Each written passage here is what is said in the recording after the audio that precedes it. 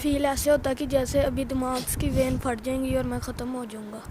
ख़त्म हो जाएंगे। अल्लाह पाक आपको ज़िंदगी दे। लेकिन जब आपको पता चला कि आपको ऐसी बीमारी है तो फिर आपकी क्या फीलिंग्स थी? बस फिर अल्लाह की आस थी कि अल्लाह बचाएगा, अगर नहीं हो सका तो फिर मैं मर जाऊंगा। और एक माँ का दर्द है, मैंने जिस तरह अभी आपको कहा कि एक माँ का दर्द एक माँ ही जान सकती है।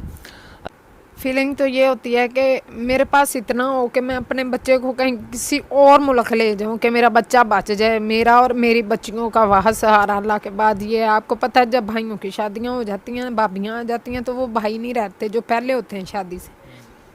लेकिन कह लें कि बड़ी मुश्किल से मैं यहाँ पे बैठी जो है ना मैनेज कर रही हूँ। फिर भी अल्लाह का शुक्र है कि मुझे कभी तंगी होती है, कभी नहीं होती, मैं ज़ाहिर नहीं कर रही हूँ। लेकिन अल्लाह के आगे दिन रात रोती हूँ कि अल्लाह पाक इंशाल्लाह ऐसा वसीला बनाएगा कि मेरे बेटे को मेरे बराबर खड़ा करेगा इंशाल्लाह।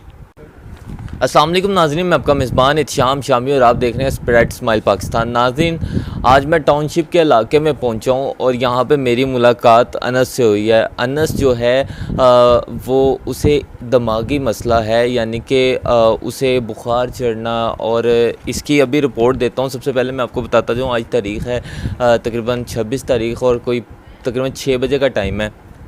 मैंने जब इनकी स्टोरी सुनी तो सुन के मैं ख़ुद हैरान रह गया कि ऐसा भी होता है दुनिया में। इनके साथ इनकी वालदा बैठी हैं, लेकिन अनस के जो वालिद साहब हैं वो नहीं हैं, वो इन्हें छोड़ गए हैं। उसके अलावा जो है ये अब ख़ुद रहते हैं। ये जो है अनस अपने मामू के घर में रहते हैं और वही इनके सारे अखराजात को जो है मेंटेन किए हुए हैं। लेकिन आखिर कब तक, क्योंकि ज़ाहिरी बात है कि जो एक शोहर कमाता है या फिर जो एक भाई कमाता है या जो एक वालदा ख़ुद कमाती है, उस कमाई जैसी अय्याशी जो है वो फिर मामू की कमाई पे या किसी की कमाई पे नहीं की जाती। अनस बीमार है, काफ़ी हॉस्पिटलों में धक्के भी खाए, काफ़ी जो है प्राइवेट हॉस्पिटल्स में जो है वो दिखाया भी। अनस की रिपोर्ट्स मेरे पास हैं। अगर मैं बात कर लूँ 2021 की, 2020 की अगर मैं बात कर लूँ तो अनस की 2020 में जो है MRI फ्यूचर जो हैं इसके तकरीबन थे कोई 3.8 मल्टीप्लाई 3.8 सेंटीमीटर, ठीक है। लेकिन अगर यही MRI की मैं बात कर लूँ 2023 में, तो ये 3.8 से बढ़कर जो है वो 3.33 पे चले गई। यानी कि अनस को डॉक्टर्स ने जो है वो एक लास्ट स्टेज बता दी तकरीबन। बाकी इनकी वालदा से और अनस से जानते हैं क्या मामलात है। अस्सलाम वालेकुम। जी वालेकुम सलाम। कैसी हैं आप? जी अल्लाह का शुक्र। अच्छा, थोड़ा सा बताएं कि कैसे अनस जो है इस बीमारी में जो है वो आया और क्या सूरत हाल चली सर?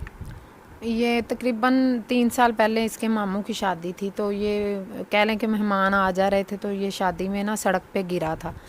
तो ये तकरीबन आधा घंटा बेहोश रहा। उसके बाद फिर इसको पेन वॉमिटिंग स्टार्ट होगी। 1 माह तक वॉमिटिंग रही है जना हॉस्पिटल में, यानी कि एडमिट कभी चिल्ड्रन।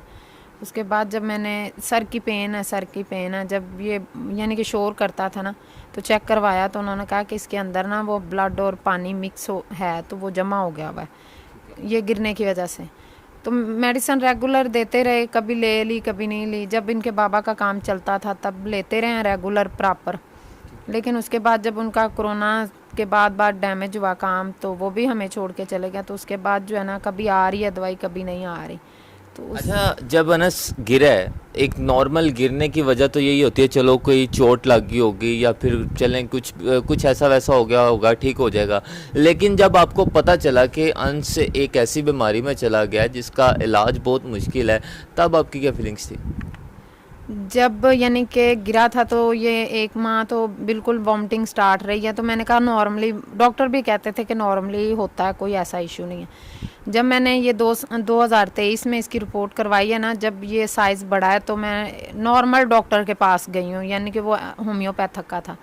तो उन्होंने कहा कि बाजी आप ना किसी सीनियर डॉक्टर के पास जाएं, इसकी समझ मुझे नहीं आ रही। जब मैं जनरल हॉस्पिटल में सीनियर के पास गई तो उन्होंने कहा कि ये जो है ना मसला काफ़ी बढ़ गया हुआ है, बिगड़ गया हुआ है, तो इसका ऑपरेट करें तब भी नुकसान है, ना करेंगे तब भी नुकसान है। नुकसान ये है कि अगर करते हैं तो कई वेन्स हैं उनसे कोई भी हिस्सा डैमेज हो सकता है। अगर नहीं करते तो ये फट भी सकती है, बच्चा कोमा में भी जा सकता है। जब आपने ये सुना डॉक्टर के ये अल्फाजात सुने, ज़ाहिरी बात है आप एक माँ हैं, माँ का दर्द तो नाज़रीन जो है वो एक माँ ही जान सकती है, क्योंकि उसने पैदा किया है, उसकी ज़िंदगी में जो है वो बच्चे को इतनी बड़ी बीमारी लग जाए। क्या फीलिंग्स थी आपकी?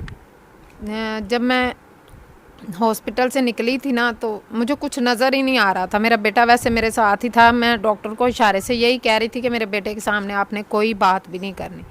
तो जब मैं वहाँ से निकली थी ना तो मुझे यूँ लग रहा था कि बस मेरी दुनिया ख़त्म हो गई है। नाज़रीन इस टाइम जो है इनकी आंखों में एक आंसू हैं, नमी है और एक माँ का दर्द है। मैंने जिस तरह अभी आपको कहा कि एक माँ का दर्द एक माँ ही जान सकती है। अच्छा, ये सब हो गया, लेकिन एक सहारा ज़िंदगी में सहारा ही होता है। ये एक तरफ बीमारी, दूसरी तरफ आपके माइंड पे एक टेंशन कि मैं अकेली हूँ। ये सब सोचने के बाद कैसी फीलिंग हो जाती है आपकी? फीलिंग तो ये होती है कि मेरे पास इतना हो कि मैं अपने बच्चे को कहीं किसी और मुल्क ले जाऊं कि मेरा बच्चा बच जाए, मेरा और मेरी बच्चियों का वह सहारा। अल्लाह के बाद ये आपको पता है, जब भाइयों की शादियां हो जाती हैं, भाभियां आ जाती हैं, तो वो भाई नहीं रहते जो पहले होते हैं शादी से। लेकिन कह लें कि बड़ी मुश्किल से मैं यहाँ पे बैठी जो है ना मैनेज कर रही हूँ। फिर भी अल्लाह का शुक्र है कि मुझे कभी तंगी होती है, कभी नहीं होती, मैं ज़ाहिर नहीं कर रही हूँ, लेकिन अल्लाह के आगे दिन रात रोती हूँ कि अल्लाह पाक इंशाल्लाह ऐसा वसीला बनाएगा कि मेरे बेटे को मेरे बराबर खड़ा करेगा इंशाल्लाह। ठीक है। अच्छा अनस, मुझे आप बताएं क्या होता है आपको? मेरे सर में बहुत ज़्यादा पेन होती है, जिसकी वजह से मैं वो कंट्रोल नहीं कर पाता और वॉमिटिंग शुरू हो जाती है। जब ऐसा होता है तो फील क्या हो रहा होता है आपको? फील ऐसे होता है कि जैसे अभी दिमाग की वेन फट जाएंगी और मैं ख़त्म हो जाऊंगा। ख़त्म हो जाएंगे। अल्लाह पाक आपको ज़िंदगी दे। लेकिन जब आपको पता चला कि आपको ऐसी बीमारी है तो फिर आपकी क्या फीलिंग्स थी? बस फिर अल्लाह की आस थी कि अल्लाह बचाएगा, अगर नहीं हो सका तो फिर मैं मर जाऊंगा। अच्छा, मरने मराने की बातें नहीं करनी, इंशाल्लाह स्प्रेड स्माइल पाकिस्तान आपके साथ है, हम लोग भी पूरी कोशिश करेंगे। डॉक्टर्स क्या कहते हैं? डॉक्टर्स कहते हैं अगर हमने इसका ऑपरेशन किया तो शायद ये कोमा में चला जाए, अगर फिर हुआ कामयाब हुआ तो फिर ये बच जाएगा। ज़ाहिरी बात है, आपकी वालदा रोती हैं, उन्हें हौसला नहीं देते कि माँ जी कुछ नहीं होगा?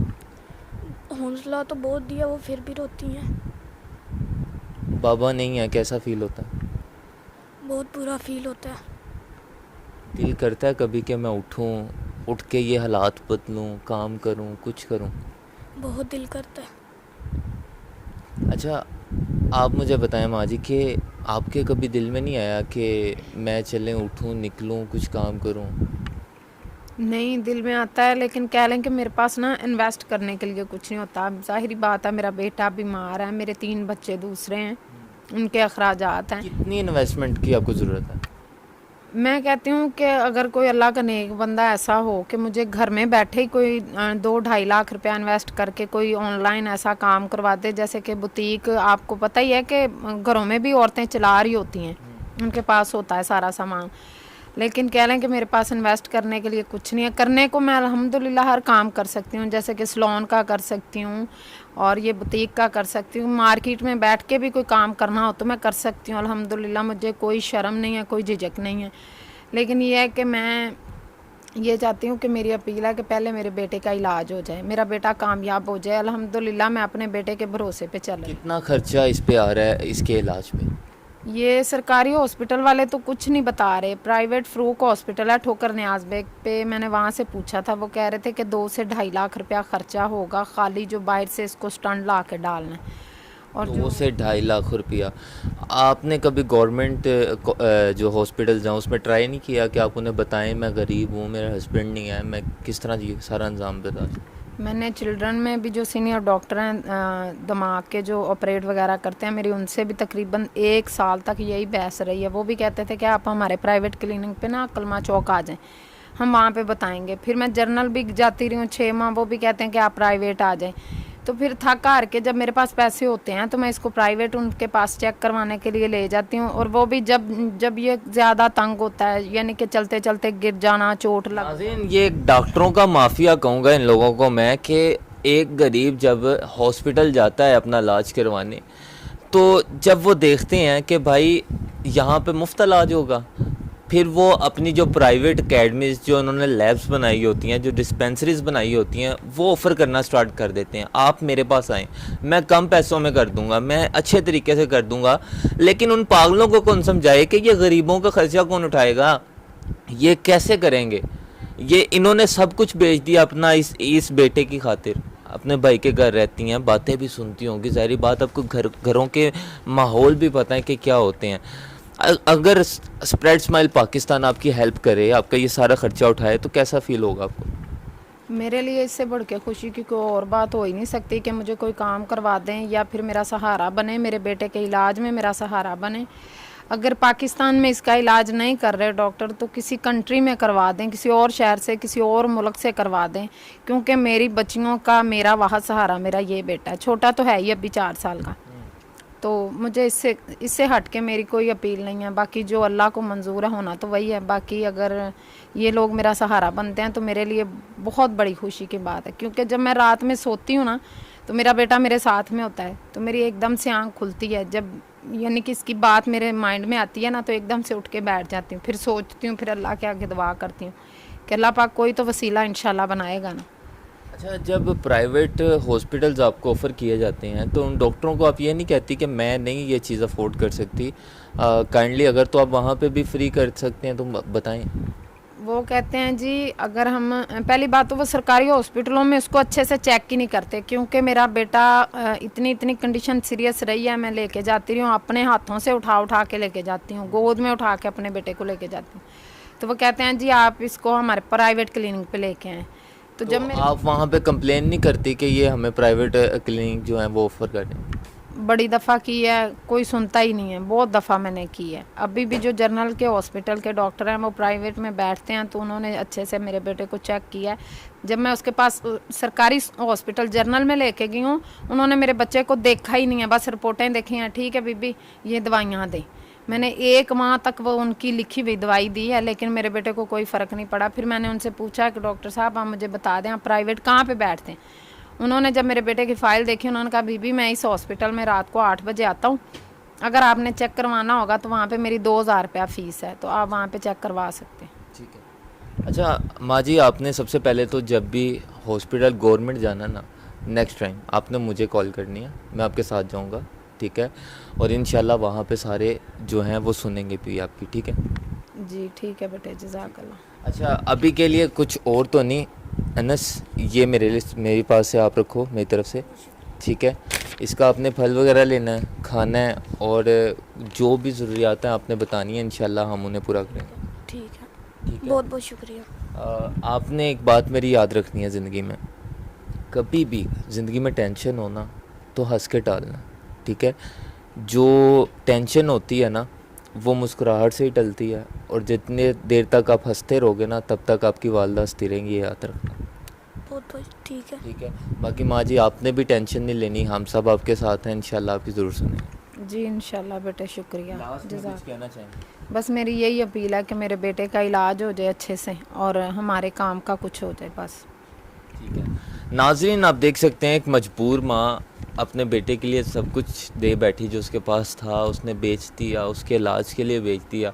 प्राइवेट हॉस्पिटल्स में जाती है, प्राइवेट डिस्पेंसरी पे जाती है, तो 2-2 हज़ार फ़ीस एक टाइम की उस औरत के लिए निकालना मैं समझ सकता हूँ कितना मुश्किल होगा, जो ख़ुद के घर में हंडी नहीं पका सकती, और अपने बेटे के लिए जो है वो बाहर निकल कर काम करने को तैयार है। वो जो है आप लोगों के आगे जो है वो अपनी झोली फैलाने को तैयार है, बस उसके बच्चे का जो है वो इलाज होना चाहिए। और अनस भी हमारे साथ मौजूद थे और रिपोर्ट्स मैंने आपको दिखाई हैं। उम्मीद करता हूँ वीडियो अच्छी लगी होगी। मैं आपको ये फिर बार बार कहता हूँ, मैं आपको ये नहीं कहता कि आप ही मदद करें, लेकिन स्प्रेड स्माइल पाकिस्तान इनकी ज़रूर मदद करेगा।